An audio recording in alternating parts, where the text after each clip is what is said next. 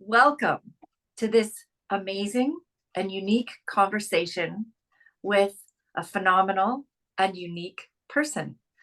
I'm Esther, founder and CEO of Mind Myself, and it is my pleasure today to be talking to Lewis Harrison. Lewis, tell us a little bit about yourself and what is the most important thing people need to know about you. Um, I'm a data savant. That's the easiest way to describe myself. I absorb any kind of data like a sponge. And so I'm a really good filter for fake news and misinformation and cognitive biases. It's just a natural gift that I have. And I have a real passion for sharing that with other people so they can get inspired, motivated, and make wiser decisions in their lives. Excellent. And tell us a little bit, just a little bit, little hints of some of the things that you've done over the course of your life, because you have had a fascinating life. Well, I lived in the jungles of Southeast Asia. I was not in the military and I was not a contractor. So that's too long a story, but I lived in the backcountry. Um, in addition to that, I've had over 25 books published with mainstream publishers. My scope was very wide, everything from somatics, hands-on healing, decision science, neurobiology. It's really quite vast, and um, and I have a real passion for using knowledge in practical ways. Married for 25 years, got married pretty late. I was 47 years old. I met my match, so to speak, and it's been a great marriage. And in addition to that, I was a president of the National Speakers Association in New York, which is the premier organization in the world for people that speak for a fee. And now I'm a course creator. That's my new passion. Great. And I know we're going to talk a little bit more about the courses that you're going to be teaching, that you have prepared.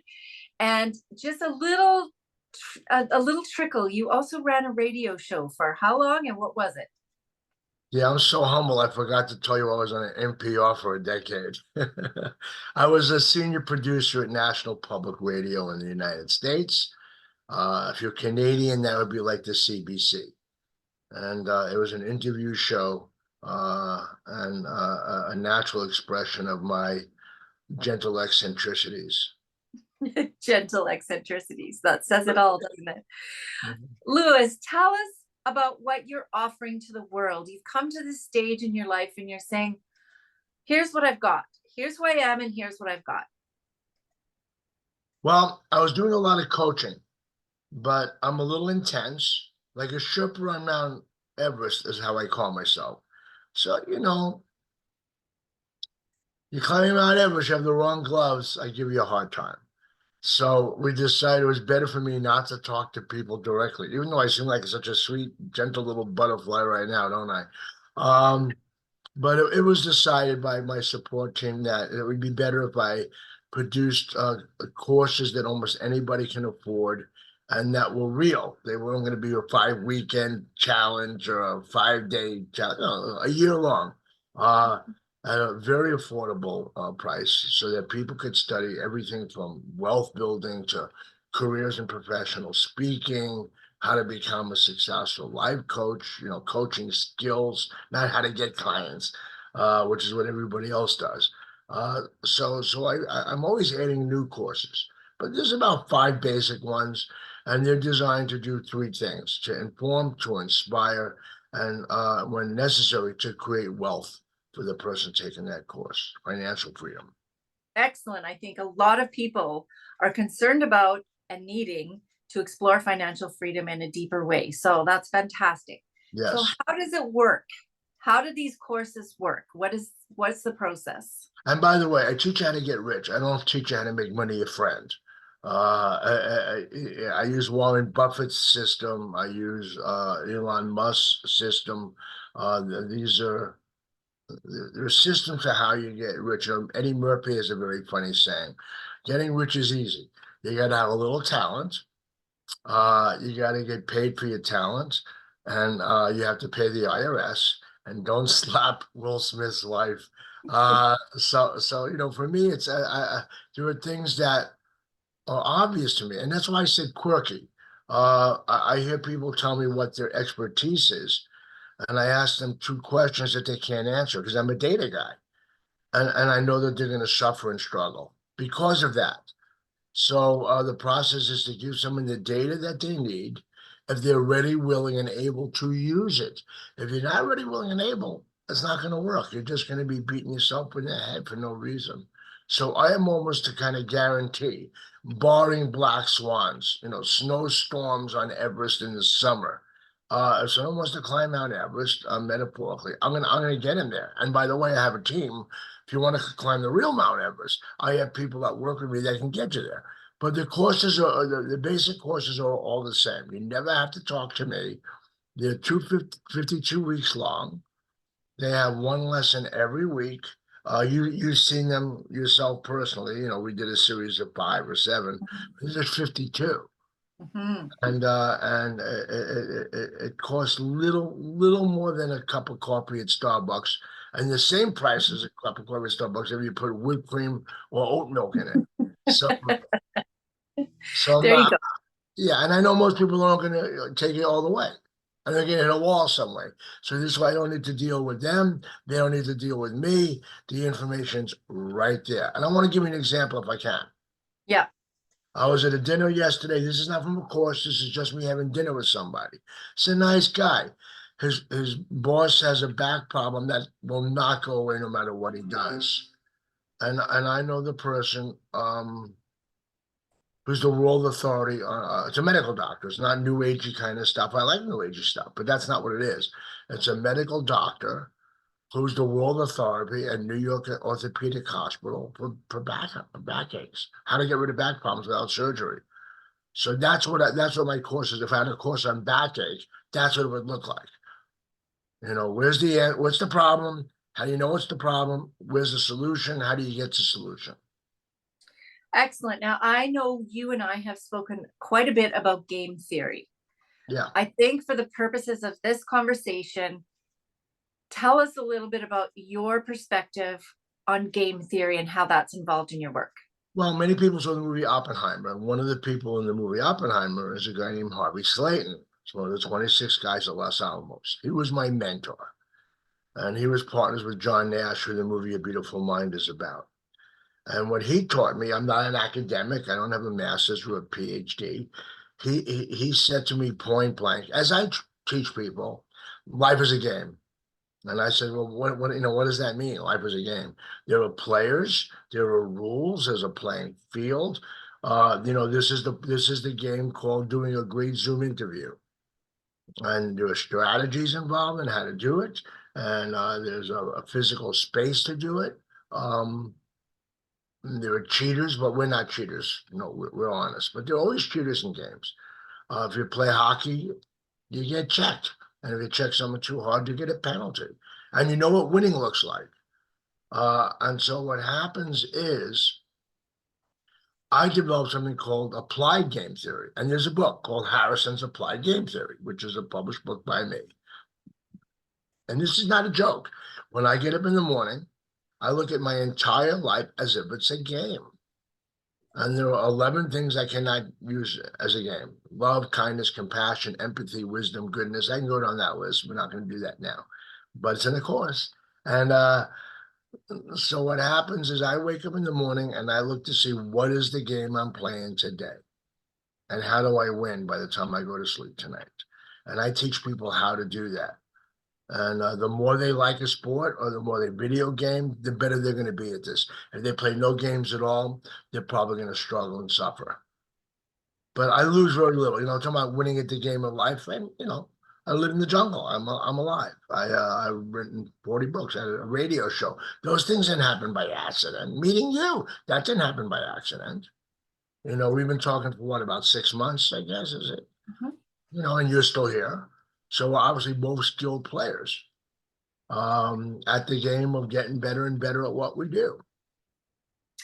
Excellent. So I know that the work that you are offering to people, this coursework, 52 weeks, whatever course it is, wealth building, relationships, etc. You're going to have some game theory in it if you take one of these workshops.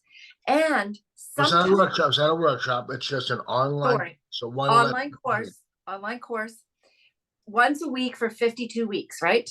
Yes. Yes.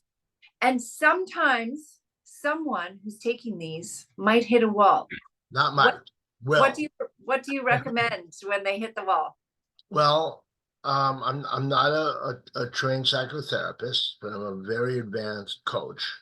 And in my mind, and by their own definition, a psychotherapist deals with syndromes and limitations of the mind and the emotions. I don't do that. I give people a path and a direction on where they need to go. I'm like a roadmap. I'm a guy who, you meet in the road. Hey, which way's Jerusalem?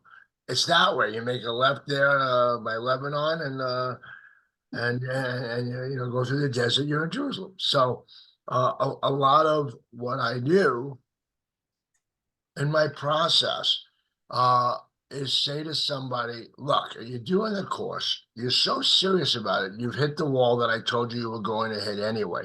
And I'll tell you what the wall looks like. That you thought you were ready, willing, and able, and you're not. And in practical terms, I hit a wall in our pre-conversation to this, and I said, should I be soft and fluffy and cuddly, or be the hard ass that I am very often in interviews? And you gave me some great mentoring advice, and I am ready, willing, and able to be the wonderful, soft, fluffy guy that you're hearing right now, I think. So, yeah, that's what the wall is. That we all think we're ready, willing, and able to do something, when in fact we're not. It's not a failure. It's all of us have that. And I have it in my marriage. I have it in my relationship with my students. I have it with my businesses. And so that's what that looks like. When someone hits the wall, it doesn't mean they're psychotic or they're depressed. They've hit a wall. And I believe people need to have mentors in their lives, with almost no exception. Right. If it's good enough for Nelson Mandela and it's good enough for the Dalai Lama, it's good enough for me. Absolutely. And I'm hearing you say also that hitting a wall isn't necessarily a one-time thing. We might come up against that wall, and then maybe it moves and we come up against the wall again, or a different wall. So it's a question of continuing the process and being in it. But here's the payoff. Here's the payoff as you go to the next question. You have a lot of money. You're doing philanthropy and making other people's lives easier. You don't have any of the drama that people have when they're rich and famous and they end up on the front of the Inquirer magazine. You just have a great life, and you don't have to be really wealthy to do that. I get a steam bath every day. I get a massage every day. I don't have to talk to anybody I don't like. In fact, you're the only person I'm talking to today. There you go. There you go. Louis, how do your closest friends describe you? Insufferable, brilliant, eccentric, reliable, the smartest person that they know. Sadly, a person who knows that he's the smartest person they know. So very humble too, right? And ethical and loyal. Great. Okay. And what was something you loved to do as a child? Very, very little. Very little. Okay, a little bit more expansion on that. That's where the eccentricity comes from. I said that the sky was blue and everybody else said it was red. And I was right. That's one of, if you ask me, Louis, what's your challenge? Is that most of the time in my life, I say something and 90% of the room disagrees with it, and it turns out I'm right. And the experts say I'm right. And they write an article about me in a book about being right. And then my wife hides the book so I won't read it, so I won't know I'm right again. Okay, so some humility coming along in there would be an okay thing too. All right. I think it is humility. There you go. What would a perfect day look like for you? Today? And explain that. Yeah, last night was terrible. I went out from a Toastmasters meeting where, of course, everybody thought I was the most advanced person in the room, of course. And then we all went out for dinner, and I had tempura, and I shouldn't have eaten it because I'm like old, and you shouldn't be eating greasy, fried tempura if you're like 72. And so I was up all night going, am I gonna get throw up? Am I gonna get diarrhea? Am I gonna be sick like this all night? Now, here's the perfect day. I woke up this morning. I didn't throw up. I didn't get diarrhea. Just to let you know, I'm really authentic, and I'm not. I don't play softy. Oh, he said diarrhea. Anyway, so what happened was I woke up this morning and I did Tai Chi, and it took an hour to rejoin the human race. And I had one of my most productive days ever. Writing articles, coached 2 or 3 people, and I crashed at about early afternoon, knowing I was going to be talking to you. And I set my alarm, which I didn't need, and I woke up 2 hours later, spunky and alive and vibrant, with vegetable tempura fry being just a bad memory from the past. So There you go. yeah, so I'm going to be talking to a neuroscientist who I'm coaching directly tonight. I have a course called the Mystics Academy. He's a guy who lucid dreams and goes to the astral plane, and he thinks he's going insane because he's a neuroscientist. So that's some of the people I coach. And I have 3 levels of coaching, and they're all affordable, all of them. They're non Elon Musk kind of prices. And I watch a movie at night with my wife every night. There you go. So that's a wonderful day.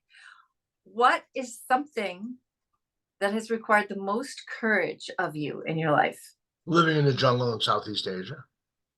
And how long did you do that for? 7 months. Wow. And they told me it was a safe place. And I found out later on that there were American hating gorillas in the jungle, like all over the place.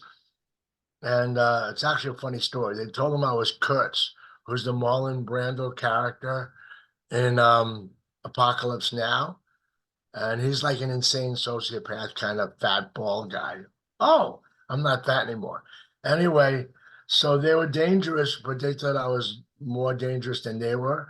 So I never saw anybody who didn't smile at me. I thought that there was just a happy bunch of little people all over the place, and they were all over the place. And they said, "Don't mess with that guy." And that is a courageous moment. Cool.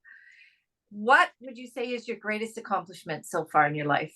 I wrote a book called The Complete Fats and Oils Book. This is the eccentric part of me, and it's not a long story. It's one of my worst selling books of all time. I thought everyone was going to buy this book. Everything you want to know about fats and oils. Some woman in Idaho buys the book, and her father has Parkinson's disease, and he was a farmer.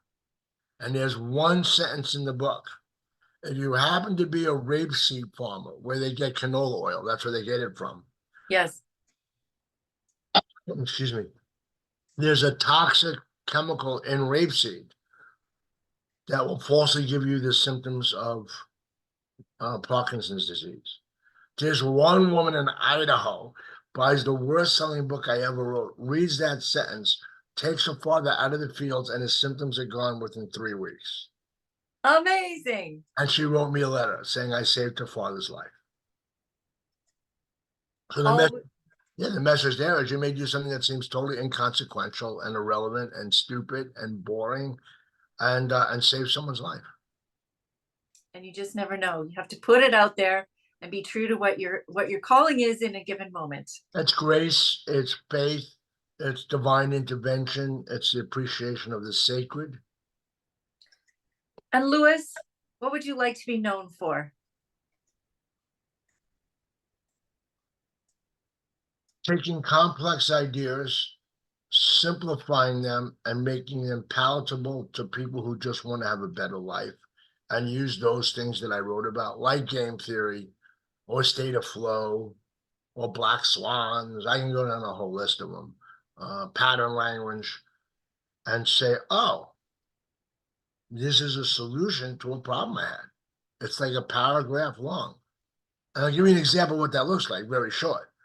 I write on Substack a lot, which is actually where these courses are, on Substack.com, asklewis.substack.com. And yesterday I was making homemade sauerkraut.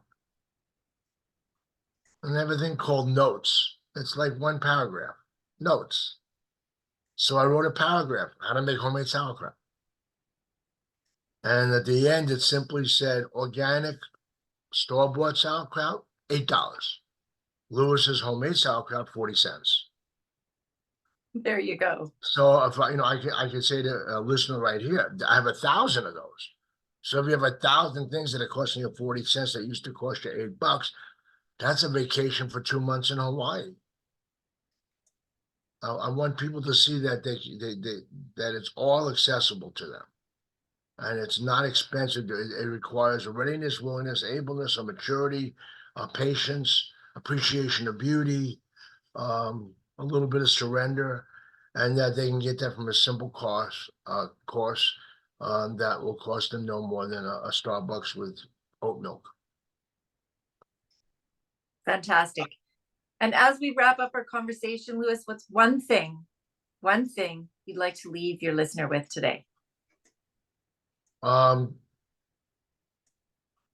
Listen carefully. Go to asklewis.substack.com.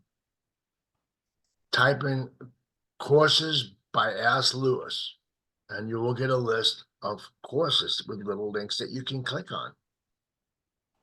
That's pretty much it. Thank you, Lewis. It is a pleasure knowing you. Thank you so much. This is excellent. Excellent. Bye-bye, everybody.